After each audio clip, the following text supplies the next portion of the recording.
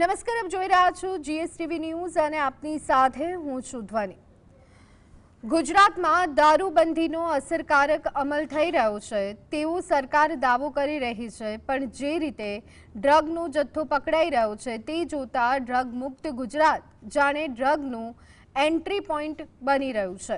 ખુદ કેન્દ્રીય ગૃહ મંત્રાલયે એ વાતનો ખુલાસો કર્યો છે કે છેલ્લા 5 વર્ષમાં ગુજરાતમાંથી 91,453 કિલોગ્રામ ડ્રગ પકડાયું છે। આ જોતા પાછલા બારણે ગુજરાતમાં કેટલું ડ્રગ પ્રવેશતું હશે અને કેટલું વેચાતું હશે તેની કલ્પના કરવી મુશ્કેલ છે। તો બીજી તરફ ગાંજા, ચરસ, દારૂ માટે ખુલ્લું મેદાન હોય તેમ પણ લાગી રહ્યું છે।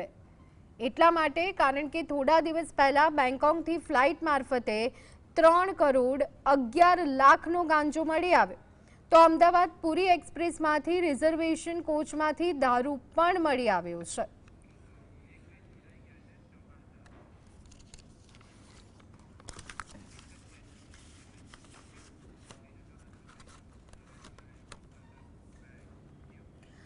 તો કહેવાતી રીતે ગુજરાતમાં દારૂબંધી છે, પરંતુ આ ગુજરાતમાં દરેક જિલ્લાઓમાં અને નાનામાં નાના વિસ્તારમાં અને કદાચ નાનામાં નાના 4 રસ્તાઓ પર બુટલેગરોનું સામ્રાજ્ય છે અને એનાથી પણ ઓછું હોય તો આ દેશનું યુવાધન જે છે એ ડ્રગના રવાડે પણ ચડી રહ્યું છે।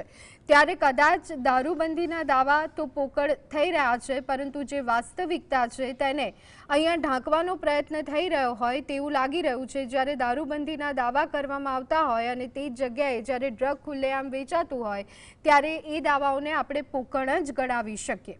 આ જ મુદ્દા પર ચર્ચા કરવા માટે અત્યારે હાલ આપણી સાથે જોડાયા છે એમ ચૌહાણ, કે જેઓ પૂર્વ આઈપીએસ છે। એમ ચૌહાણજી, આપનું સ્વાગત છે જીએસટીવીમાં। Thank you. ચૌહાણજી, છેલ્લા થોડાક દિવસના જો સમાચાર જોઈએ તો અલગ અલગ જગ્યાએથી દારૂ ઝડપાયો છે, એ ઓછું હોય એમ અલગ અલગ જગ્યાએથી ડ્રગ પણ મળી આવ્યા છે અને કરોડોની કિંમતમાં ઝડપાતું આ ડ્રગ, અને એ ગુજરાત હોય કે ભારત, પરંતુ ગુજરાતની વાત અત્યારે હાલ તો આપણે કરીએ તો કહેવાય છે કે ગુજરાતમાં દારૂબંધી છે, દારૂ મળે છે સ્વીકારી લીધું છે, પરંતુ હવે તો ડ્રગ પણ આવી રહ્યું છે। શું પ્રતિક્રિયા આપની? પ્રતિક્રિયામાં તો એક જ પ્રતિક્રિયા આપી શકાય એવું છે કે ગુજરાતમાં ડ્રગ્સ, દારૂ અને બીજા જે કોઈ નશીલા પદાર્થો છે એનું સેવન અને એનું કન્ઝમ્પશન વધતું જાય છે અને એમાં ઘણા બધા લોકો એની હેરફેરમાં પણ સંકળાયેલા છે। અને આમાં જે રીતે જેટલી કિંમતનો આ નશાબંધીનો જે માલ છે પકડાય છે એનાથી ખ્યાલ આવે છે કે આ છેક ઉપર સુધી એનું કનેક્શન બધું છે અને એટલે જ આટલો બધો આ પદાર્થોનો, દારૂનો, ડ્રગ્સનો, હેરોઇન, ચરસ, ગાંજો એ બધાનો આવન જાવન થાય છે। એ એક વાત છે। બીજી વસ્તુ, આજની તારીખે જે તાલિબાનો એક વખત દુનિયાના દુશ્મન ગણાતા હતા, આખી દુનિયામાં આતંકવાદ ફેલાવવા માટે હતા, જે ન્યુયોર્કના ટ્વિન ટાવર્સ જેમણે ધ્વસ્ત કર્યા વિમાનો ટકરાવીને, એ તાલિબાન અને એનું અલ કાયદા એનું એક બીજું એનો ફાંટો હતું, એ તાલિબાન અત્યારે અફઘાનિસ્તાનમાં રાજ્ય કરે છે। અને એક કહેવત છે અંગ્રેજીમાં કે પોલિટિક્સ ક્રિએટ્સ સ્ટ્રેન્જ બેડ ફેલોઝ। જેને એક વખત આપણે ધિક્કારતા હતા, જે લોકો આપણને ધિક્કારતા હતા, એ જ રીતે અમેરિકા પણ જેને એક વખત ધિક્કારતું હતું અને તાલિબાનો એમણે તો એમના ઉપર હુમલો કર્યો, એક જ દિવસમાં 2-5 હજાર માણસો એ ટ્વિન ટાવર સાથે વિમાન ટકરાવીને તોડી પાડ્યા, એ પણ અત્યારે અફઘાનિસ્તાનને પોતાના પક્ષમાં લેવા માટે દાવા કરે છે। અને ચીન તો એની સાથે મળેલું જ છે। પાકિસ્તાનને હમણાં સુધી તાલિબાન સાથે સારા સંબંધ હતા, એ હમણાં એમને કંઈ બગડ્યા છે। પણ કહેવાનો મતલબ એ છે કે આ તાલિબાનની જે અત્યારની મુખ્ય આવક છે એમની સરકારની 1 નંબરની 2 નંબરની જે દુનિયામાં સૌથી વધારે ગાંજો એનો જે છોડ છે એનું વાવેતર અફઘાનિસ્તાનમાં જ થાય છે। અફઘાનિસ્તાનમાં એક ગોલ્ડન ક્રેડેન્સ એટલે આપણે જેને ચાંદ તારો કહીએ છીએ એ અફઘાનિસ્તાનમાં આવેલો છે અને ત્યાં એમાં જે ચરસ ગાંજાનું એ બધાનું જે વાવેતર થાય છે, એના છોડ જે હોય છે, જેમાંથી આ બધા પદાર્થો બને છે, અને એના ઉપર જ ત્યાંની ગવર્મેન્ટનો જેને કહેવાય ને કે એક બધો હાથ એના ઉપર છે, એનો સપોર્ટ છે પૂરેપૂરો, અને એમાંથી એમની એ ઇન્કમ થાય છે. અને એ ઇન્કમ મેળવવા માટે આ બધા પદાર્થોની હેરફેર માટે જે બધા લોકો સંકળાયેલા છે, એમાં આપણા ઇન્ડિયાના પણ છે, પાકિસ્તાનના પણ છે, ઈરાન, અફઘાનિસ્તાન, ટૂંકમાં દુનિયાભરમાં આ નેટવર્ક આખું છવાયેલું છે. થાઈલેન્ડમાં પણ આ રીતે એની ખેતી થાય છે. એટલે એને એમાં ગુજરાત આપણું એમાંથી બકાત નથી.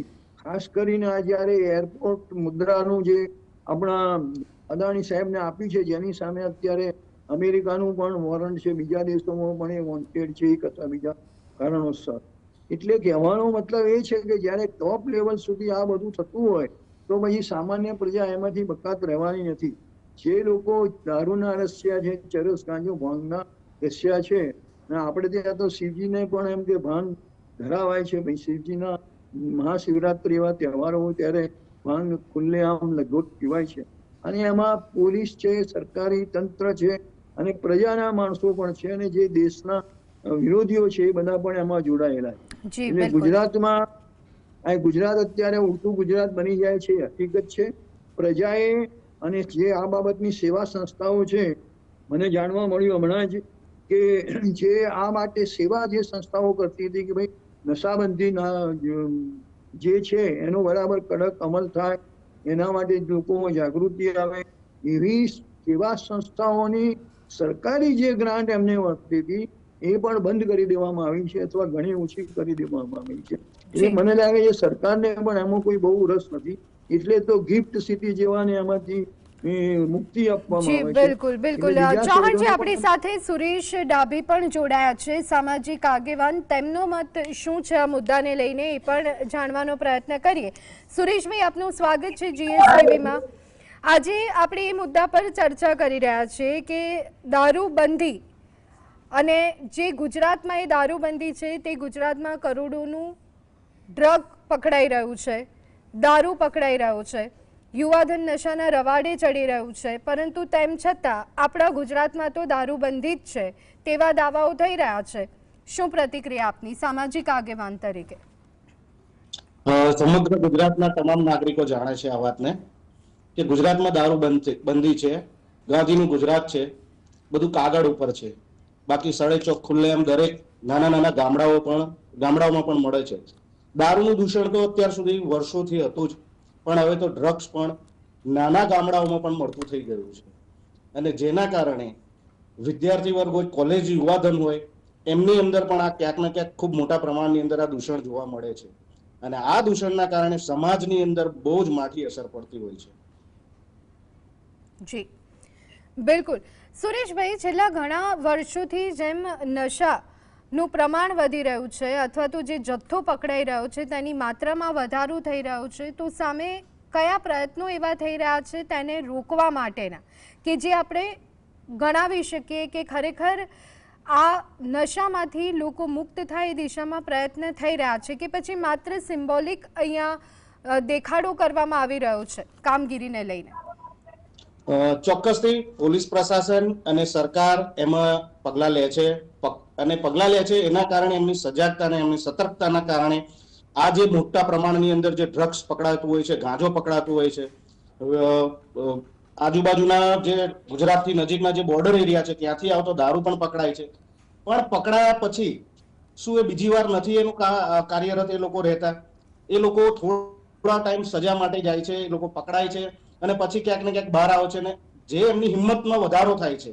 જેમ ડ્રગ્સની વાત કરીએ તો ડ્રગ્સ પણ ખૂબ મોટા પ્રમાણની અંદર પકડાતું હોય છે, પણ આજ દિન સુધી આ ડ્રગ્સ આવે છે તો એ લાવવા વાળા લોકો છે કોણ, એના આંકડા કેમ જાહેર નથી થતા, અને એ લોકોને કેમ ખુલ્લા નથી પાડવામાં આવતા કે આટલા મોટા પ્રમાણની અંદર આટલું મોટા પાયે જો ડ્રગ્સનો વેપલો થતો હોય તો આવા તો કયા તત્વો છે જે ગુજરાતની અંદર બેઠેલા છે કાં તો ગુજરાતની બહાર બેઠેલા છે અને ગુજરાતની અંદર આ ઘૂસણખોરી ડ્રગ્સની કરાવી રહ્યા છે, તે ક્યાંક ને ક્યાંક એનો પર્દાફાશ નથી થતો. રહી વાત દારૂ દેશી ઇંગ્લિશની, તો એવા બુટલેગરો પણ અત્યારે એટલા મોટા પાયે બેફામ બનેલા હોય છે કે આપણે જોઈએ તો સમાજની અંદર આપણે ફરતા હોઈએ છીએ, સોશિયલ મીડિયાનો જમાનો છે, સોશિયલ મીડિયાની અંદર પણ જોતા હોય છે જે મોટા પાયે દારૂનો વેપલો કરતા હોય છે ને એ લોકો ક્યાંક ને ક્યાંક પોલિટિકલ લોકો સાથે પણ જોવા મળતા હોય છે, એમની સાથે સાંઠગાંઠ જોવા મળતી હોય છે, જેથી કરીને સમાજની અંદર જે સામાજિક કાર્યકરો કામ કરતા હોય છે તો એ લોકોનું એટલું લેવલ વધી ગયેલું હોય છે કે એમનો કંઈક સામાન્ય સામાજિક કાર્યકર હોય એમનો વિરોધ પણ નથી કરી શકતો. અગર જો કરવા જાય છે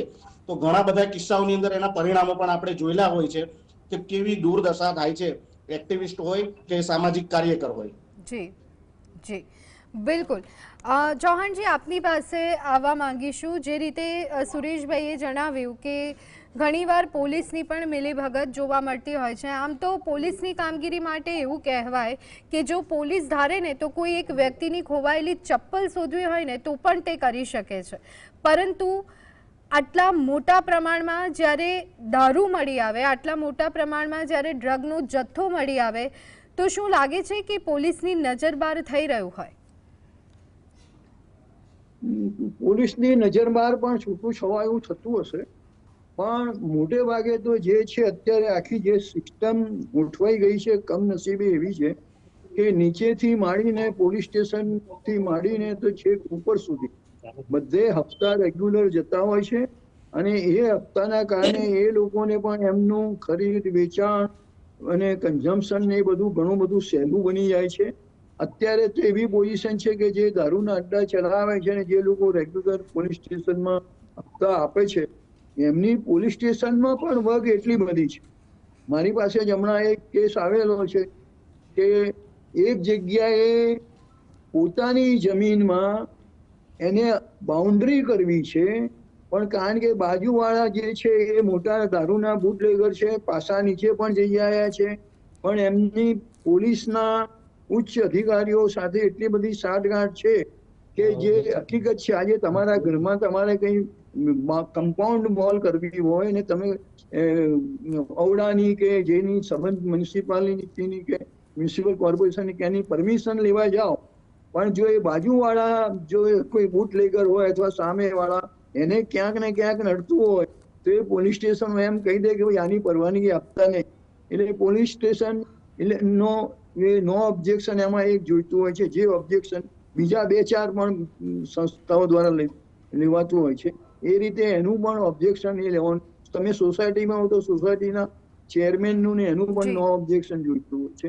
એટલે આવા બધા સંજોગોમાં આ લોકોની પકડ પોલીસ ખાતા ઉપર પણ, કારણ કે નિયમિત હપ્તા લેવા જતા હોય છે એટલે એટલી બધી એ હોય છે કે એ આવા બીજા ફિલ્ડના જે કામો છે એમાં પણ એ લોકો પોતાનું ધાર્યું કરે છે અથવા કરાવે છે અથવા કરાવી શકે છે. અને નોટ ઓનલી ધેટ, પણ જે કોઈ આપણા વાર તહેવાર આવતા હોય છે, દાખલા તરીકે ગણેશ ચતુર્થી છે, ગણેશનું સ્થાપન છે, પછી જે કંઈ અઠવાડિયું સુધી ચાલતું હોય, નવરાત્રી આપણી ચાલતી હોય, હોળીના પ્રસંગે લોકોનો સ્નેહ આ તે બધા થતા હોય છે.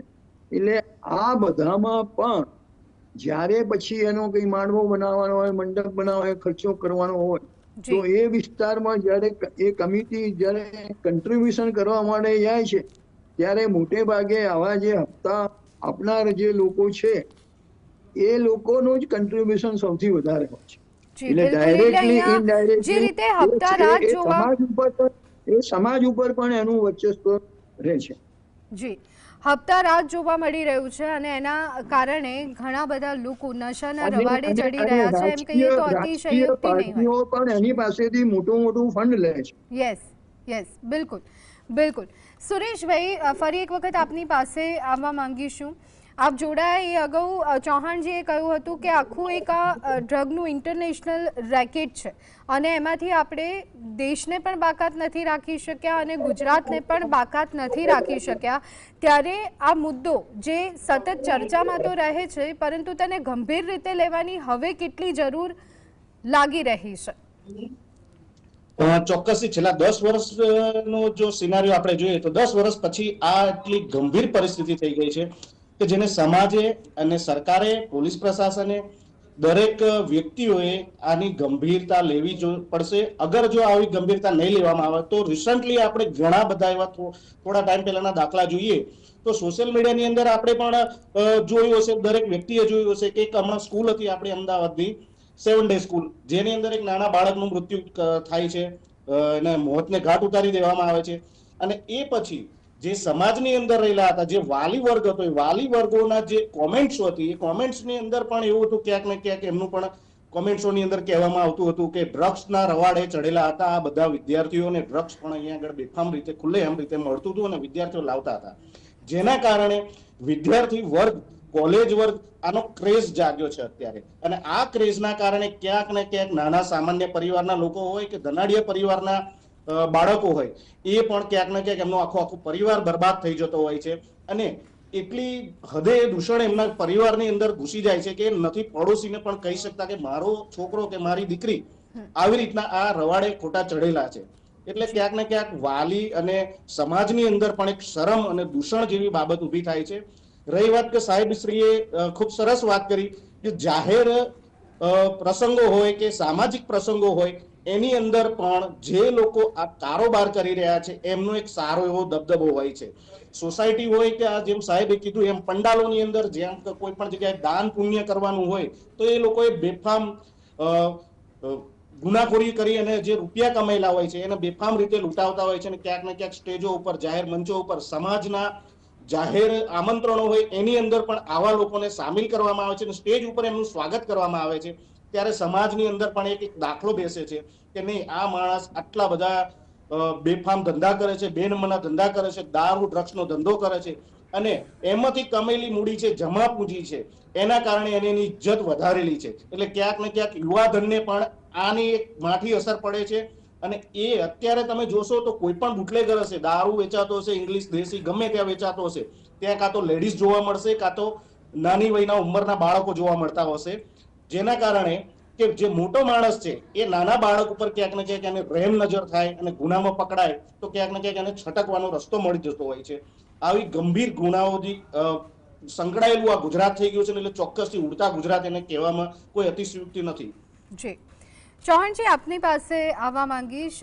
ડ્રગની વાત આપણે કરી, દારૂની જો વાત કરીએ તો જે રીતે હપ્તારાજ આપણા ત્યાં ખાસ જોવા મળી રહ્યું છે, સાથે જ આ બધાની વચ્ચે દારૂનું જે રીતના વ્યસન લોકોમાં છે અને સાથે બુટલેગરો જે રીતે બેફામ બની રહ્યા છે, એક વર્ગ હવે એમ કહી રહ્યો છે કે ગુજરાતમાંથી દારૂબંધી હટાવી લેવી જોઈએ અને આ માંગ પણ સમયની સાથે એટલી જ પ્રબળ જોવા મળી રહી છે.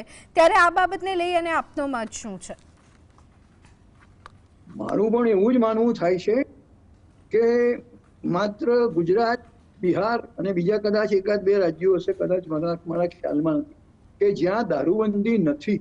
એટલે સોરી, દારૂબંધી છે ગુજરાત, બિહાર અને બીજા એકાદ બે રાજ્યો હશે, પણ એટલે બાકીનું ભારત છે કંઈ પ્રગતિ નથી કરતું, ત્યાં કંઈ ધંધો રોજગાર નથી ચાલતો, કે દરરોજ કંઈ મોટા ખૂનના ને એવા બધા ગેંગના, રેપના ને એવા બધા કંઈક કિસ્સાઓ બને છે. એટલે એવું નથી.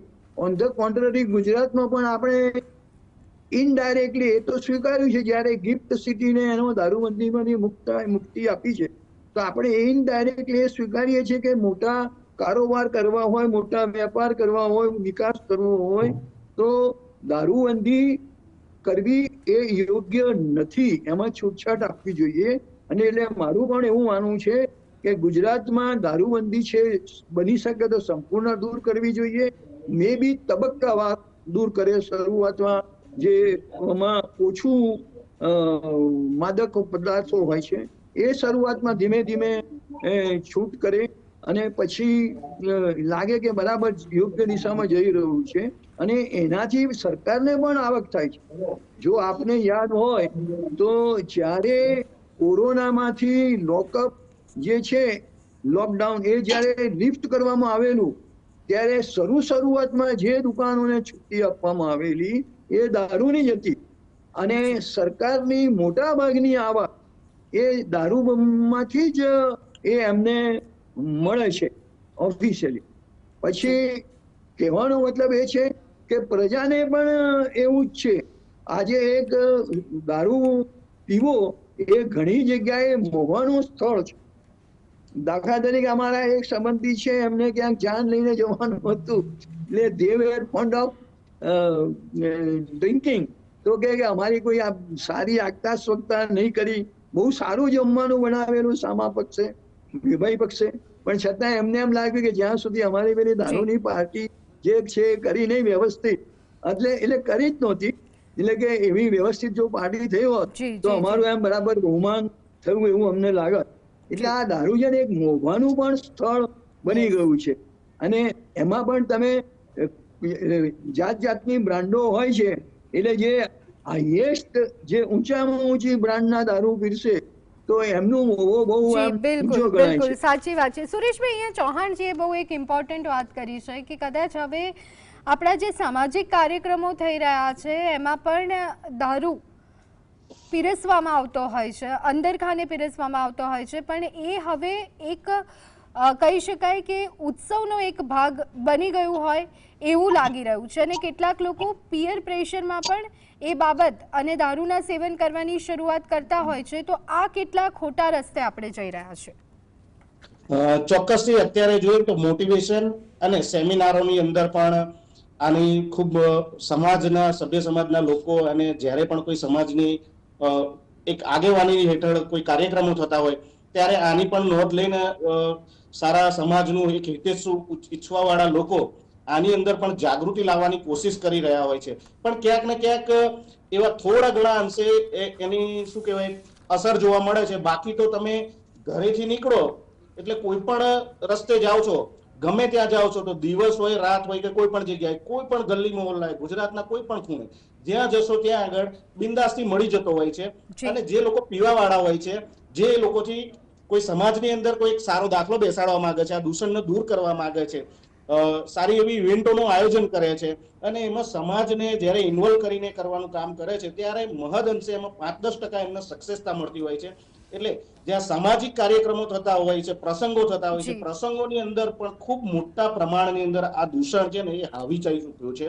કારણ કે કોઈ પણ જગ્યાએ જશે ને, છોકરી પક્ષ હોય કે છોકરા પક્ષ હોય કે નાની બર્થડે પાર્ટી હોય, કોઈ પણ જગ્યાએ તમે જોશો ને તો ભાઈ આજે તારો બર્થડે છે, આજે તો સેલિબ્રેશન કરવાનું છે, શું મંગાવશો, આવી રીતના એક આખો માહોલ સર્જાઈ ગયો છે કે જેની અંદર જે કોઈ કદાચ કોઈ વ્યક્તિ એવો હોય છે કે જે કદાચ વ્યસન બિલકુલ કરતો નથી હોતો, છતાં એની પીઠ પાછળ એ લોકો, એના ગ્રુપના હોય, ફ્રેન્ડ સર્કલ હોય, એ લોકો પણ એ વ્યસન કરીને કાં તો જતા હોય છે કે ભાઈ ચલો એના બર્થડેમાં જઈએ છીએ, એમના ત્યાં પ્રસંગમાં જઈએ છીએ, એમના ત્યાં નથી ચાલતું તો આપણે અલગથી આ વ્યસન કરીને પણ ત્યાં જઈશું.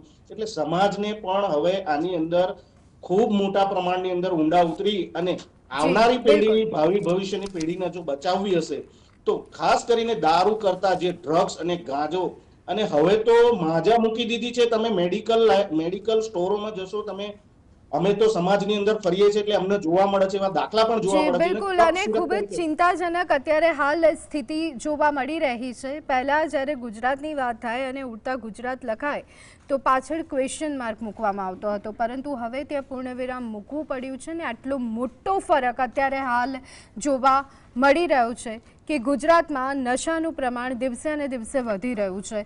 બંને મહેમાનો આપણી સાથે જોડાયા હતા, બંનેનો ખૂબ ખૂબ આભાર.